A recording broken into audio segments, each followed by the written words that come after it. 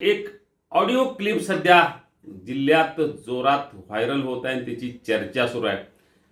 नेमकी ती क्लिप काय आहे ऐका आणि त्यानंतर आपण बोलूया.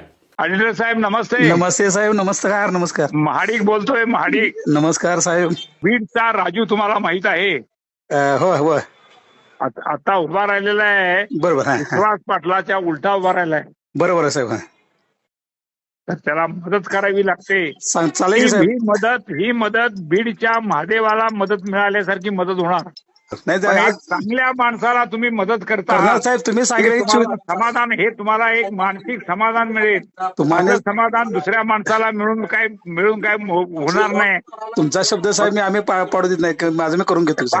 थँक्यू. ठीक आहे. Okay okay okay thank you. काही मला काम सांगायचं कुठलंही करतो साहेब. इथं मी कारखान्यावर यायचं काम सांगायचं. आता आपण ऐकला आहात ती क्लिप. माजी आमदार महादेवराव महाडिक हे सांगतायत की विश्वास नारायण पाटील यांच्या सुपुत्राला मदत करू नका, त्याऐवजी राजू सूर्यवंशीला मदत करा. फोन करून जोडण्या लावण्यात महादेवराव महाडिक यांनी का सुरुवात केली, त्यांचा नेमका राग काय?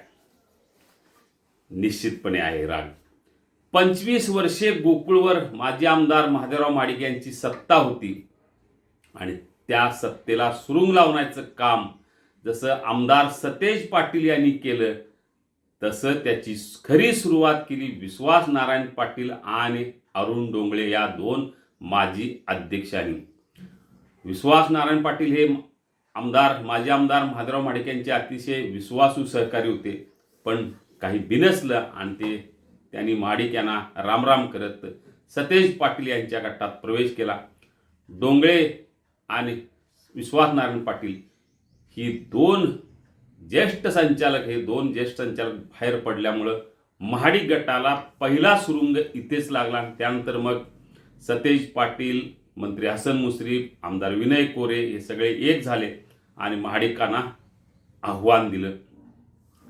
तो राग निश्चितपणे माजी आमदार महादेवराव महाडिक यांना असणार आहे आणि तोच राग त्यांनी या जिल्हा परिषद निवडणुकीत काढला.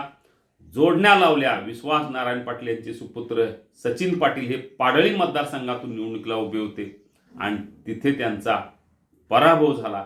राजू सूर्यवंशी विजयी झाले. या विजयाला अनेक गोष्टी निश्चितपणे कारणीभूत आहेतच. केवळ महादेवराव महाडिक हे एकच नाहीत तर अनेक गोष्टी कारणीभूत